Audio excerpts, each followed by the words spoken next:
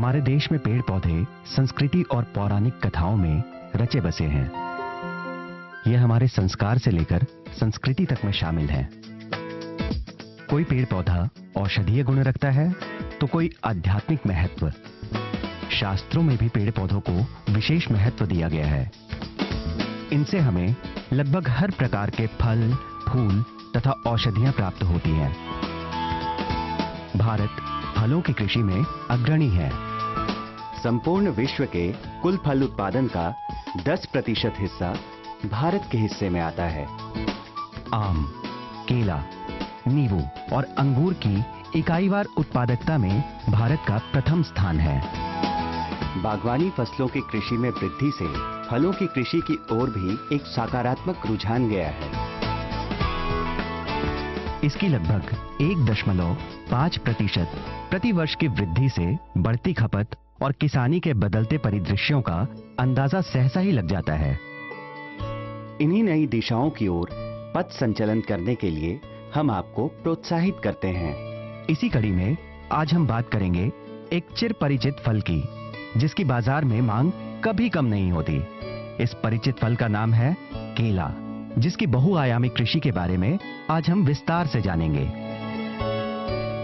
केला भारत की एक मुख्य फसल है। भारत की कुल कृषि भूमि के 20% से भी बड़े भाग पर केले की कृषि की जाती है।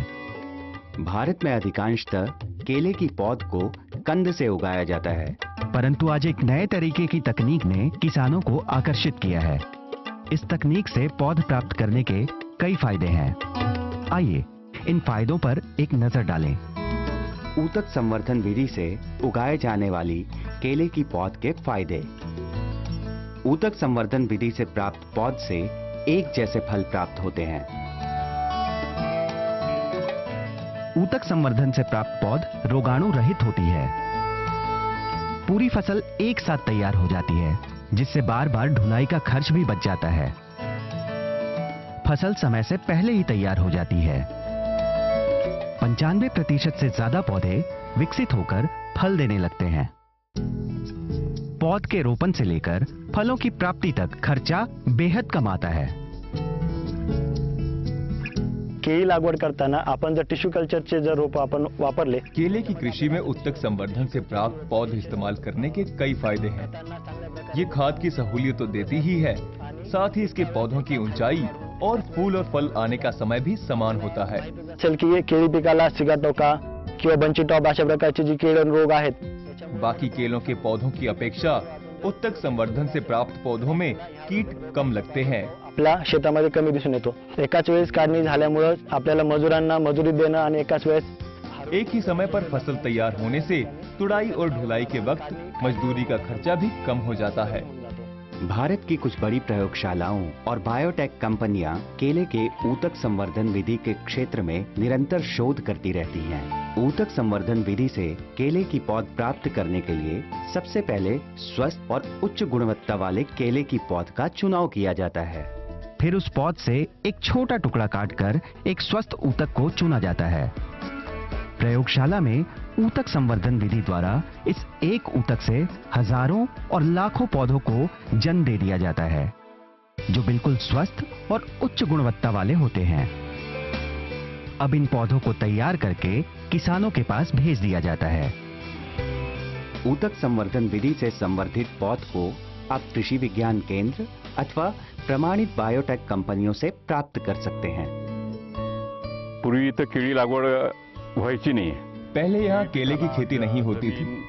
हवामान केले की कृषि के लिए अनुकूल वातावरण और उपयुक्त तापमान नहीं है, ऐसी लोगों की शंका थी। हमने कृषि गोष्ठियों का आयोजन करके उन्हें इस विषय की जानकारी उपलब्ध कराई। उसके बाद ही लोगों ने केले की खेती शुरू की। पिछले साल 18 हेक्टेयर भूमि पर केले की कृषि प्रारंभ हुई और इस साल भी लगभग 25 हेक्टेयर पर खेती किए जाने की संभावना है। केले की खेती के लिए कृषि विभाग की सरकारी फलोद्यान योजना के तहत किसानों को अनुदान दिया जाता है। कुल लागत का 40%, यानी अगर 1 लाख रुपए लागत आई तो 40,000 रुपए का अनुदान सरकार के द्वारा दिया जाता है। केले की उत्तम कृषि के लिए आदर्श तापमान 26 से 30 डिग्री सेल्सियस के बीच होना चाहिए। साथ ही हवा में नमी 75 से 80% के बीच होनी चाहिए। केले की कृषि के लिए सीधी धूप उत्तम है, लेकिन यदि तेज धूप के कारण तापमान 38 डिग्री सेल्सियस से ऊपर चला गया तो केले की फसल नष्ट हो जाएगी। भारत के अधिकांश राज्यों का तापमान केले की कृषि के लिए अनुकूल है। यही कारण है कि भारत के अधिकांश राज्यों में केले की कृषि सफलतापूर्वक की जा रही है। यदि हम मिट्टी की बात करें तो केले की कृषि के लिए जीवाश्म युक्त मिट्टी जिसमें जल धारण क्षमता अधिक हो, इसे सबसे उपयुक्त माना जाता है। वैसे तो केले की कृषि किसी भी कृषि योग्य मृदा में की जा सकती है, लेकिन दोमट या मटियार दोमट मिट्टी में इसकी कृषि करना सबसे उचित है। इसकी सफल कृषि के लिए मिट्टी का पीएच मान 6 से 7.5% के बीच होना चाहिए। किसान को केले की कृषि आरंभ करने से पहले अपने नजदीकी कृषि विज्ञान केंद्र या ग्राम पंचायत में मिट्टी की जांच अवश्य करवा लेनी चाहिए। मिट्टी की जांच करवाने के 2 फायदे हैं। पहला कि किसान अच्छी फसल को सुनिश्चित कर सकते हैं, और दूसरा ये कि सही खाद का चुनाव करके उत्पादन के कुल खर्चे को कम भी कर सकते हैं। माती परीक्षण यासाठी केलं जातं। मिट्टी की जांच इसलिए की जाती है ताकि खेत में कौन सी खाद डालनी है ये पता चल जाए।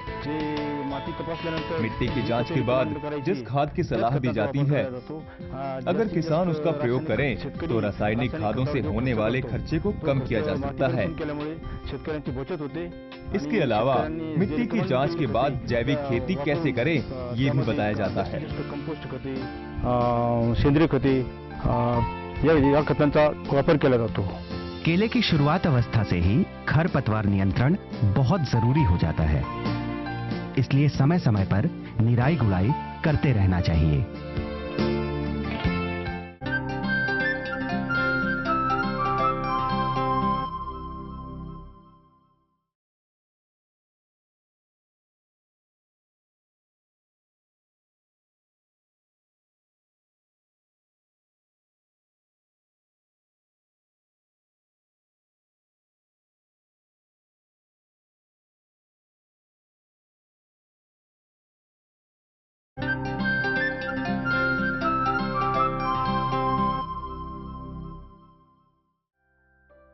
किसान आज खेत की जुताई कर रहे हैं। इन्होंने इस खेत में 1 महीने पहले पत्ता गोभी की कृषि की थी।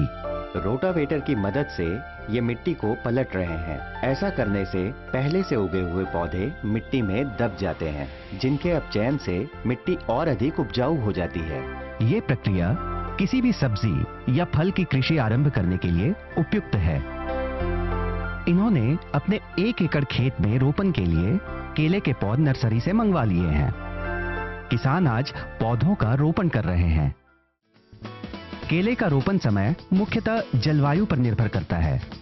पश्चिम और उत्तर भारत में रोपण का सही समय मानसून के शुरुआत में यानी जून-जुलाई में होता है। रोपण के लिए तैयार खेत में 50 सेंटीमीटर लंबा और लगभग उतनी ही चौड़ाई और गहराई का गड्ढा तैयार कर लेना चाहिए।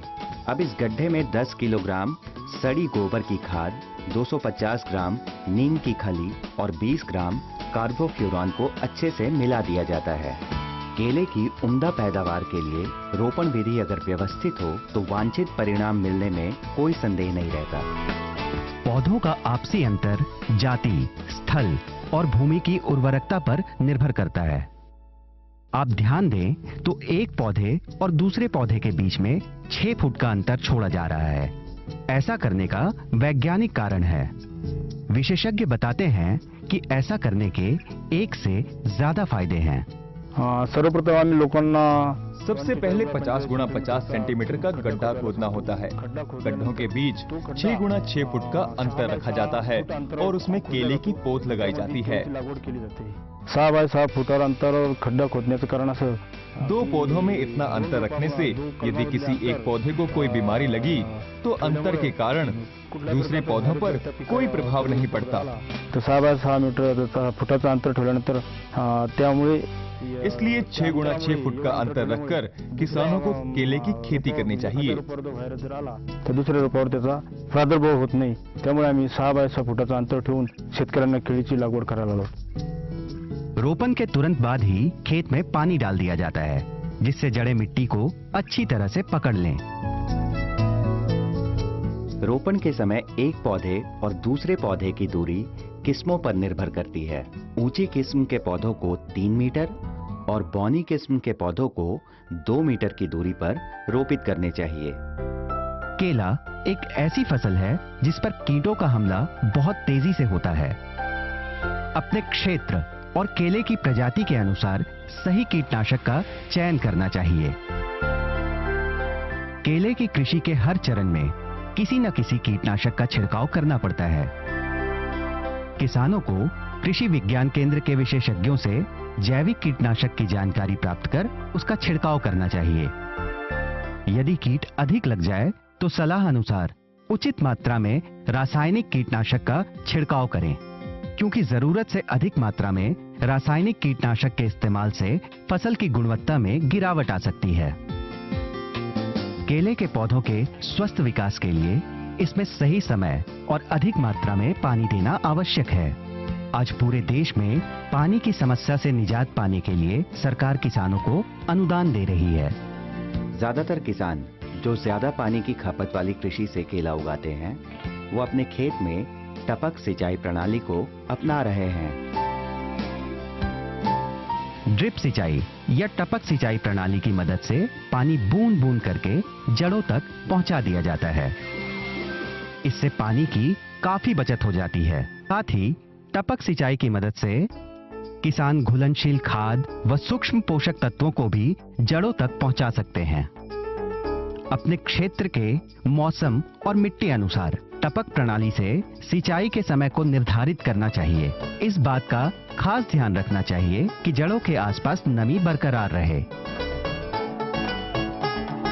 केले के पेड़ में सिंचाई के लिए पानी की अधिक मात्रा में आवश्यकता पड़ती है, इसलिए इस बात का ध्यान रखना होगा कि खेत में जल भराव ना हो और निकास की उचित व्यवस्था हो। भूमि और वातावरण के अनुसार केले की खेत में सिंचाई कुछ इस प्रकार करें। शरद ऋतु में 10 से 15 दिनों के अंतराल में और ग्रीष्म ऋतु में 4 से 7 दिनों के अंतराल में। केले की शुरुआत अवस्था से ही खरपतवार नियंत्रण बहुत जरूरी हो जाता है, इसलिए समय समय पर निराई गुड़ाई करते रहना चाहिए। जड़ों के आसपास होने वाली खरपतवार केले की गुणवत्ता को कम कर सकती है। ये गुड़ाई उथली होनी चाहिए, क्योंकि गहरी गुड़ाई से केले की जड़ों को नुकसान पहुंचने का खतरा होता है। केले की जड़ें भूमि में ज्यादा गहरी नहीं होती। खरपतवार निकोनी ज्यादातर हाथ या दराती की मदद से की जाती है। जिन किसानों के खेत बहुत बड़े होते हैं, वो कृषि विशेषज्ञों की सलाह लेकर उचित मात्रा में ब्रूशीनाशक स्प्रे का भी प्रयोग करते हैं।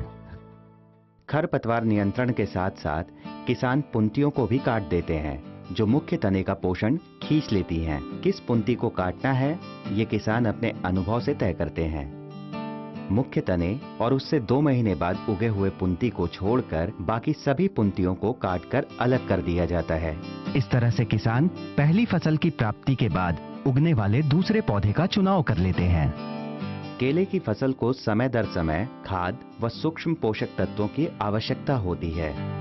केले के कुल उत्पादन की लगभग 30% लागत सिर्फ खाद और उर्वरकों पर ही खर्च होती है। अनुभवी किसान हर चरण में संतुलित मात्रा में खाद का उपयोग करके अच्छी पैदावार को सुनिश्चित करते हैं। माझे वडील पूर्वीपासून नागली, वरई, भात ही पारंपरिक शेती करत आले। पहले मैं अपने खेत में परंपरागत खेती करता था, पर उस खेती से उतना मुनाफा नहीं मिल पा रहा था। मेरी आर्थिक स्थिति भी खराब हो गई थी। परंतु आमचे जव्हारचे कृषी अधिकारी तब हमारे यहाँ के कृषि अधिकारी, सहायक कृषि अधिकारी और अन्य कृषि अधिकारियों ने हमसे संपर्क किया और लगातार बैठकों और गोष्ठियों का आयोजन किया आणि त्यातूनच आमच्या सहलीचं आयोजन केलं। पूरे गांव को उत्तक संवर्धन से केले की कृषि करनी चाहिए, ऐसी उन्होंने सलाह दी। सबकी सहभागिता से योजनाबद्ध तरीके से खेती करके गांव को अच्छी पैदावार के साथ साथ आर्थिक मदद भी मिलेगी। मंडी के मांग के अनुसार आज केले की कटाई की जा रही है। इनका अनुमान है कि एक पेड़ से लगभग 25 से 30 किलोग्राम केले की प्राप्ति होगी।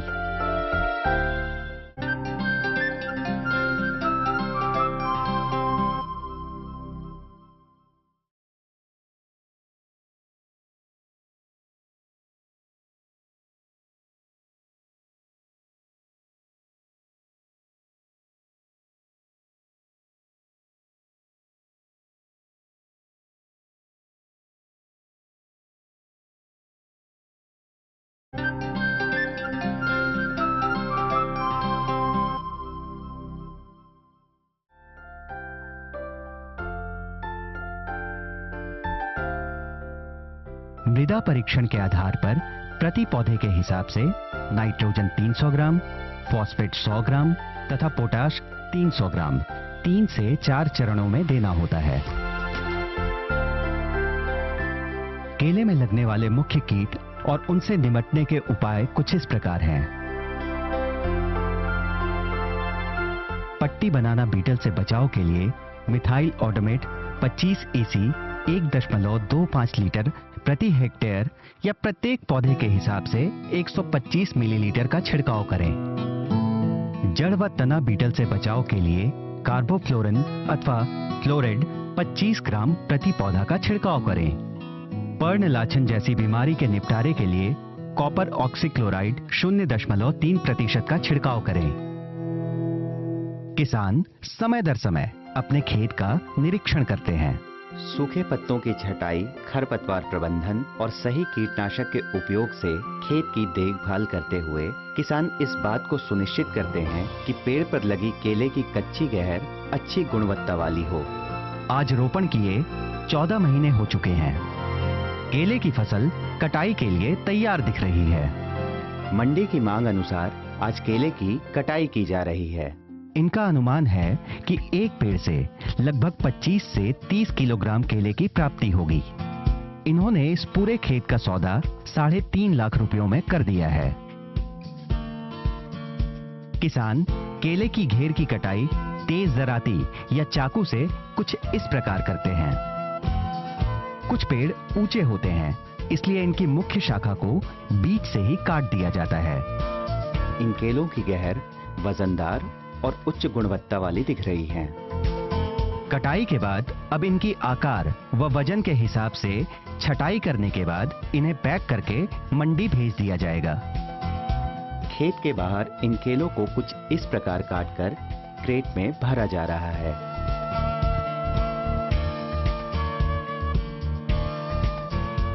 क्योंकि इस खेत में सभी पौधों को ऊतक संवर्धन विधि द्वारा तैयार किया गया था, इसलिए पूरी फसल एक जैसी दिख रही है। इस तैयार फसल को अलग अलग आकार या अन्य श्रेणियों में छांटने की कोई जरूरत नहीं है। हर एक खेत का वजन किया जा रहा है। उच्च तकनीक से उगी हुई ये केले की फसल की पैदावार बहुत अच्छी हुई है और इसकी कीमत भी बहुत अच्छी मिली है। 1 हेक्टेयर क्षेत्रफल मतलब 2.5 एकड़ में 6 से 7 टन केले की प्राप्ति हुई है। मंडी में भाव आमतौर पर 10 से 15 रुपए प्रति किलोग्राम होता है। अब आप खुद ही अंदाजा लगा सकते हैं कि ये फसल कितना मुनाफा दे सकती है। इतिहास में केले का उल्लेख सर्वप्रथम 600 ईसा पूर्व के बौद्ध लेखों में मिलता है।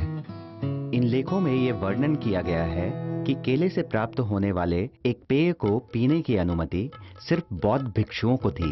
327 ईसा पूर्व के एक यात्रा वृत्तांत में इस बात का भी उल्लेख है कि सिकंदर को पहली बार केले के स्वाद का पता भारत की पर्वतमालाओं की घाटियों में मिला।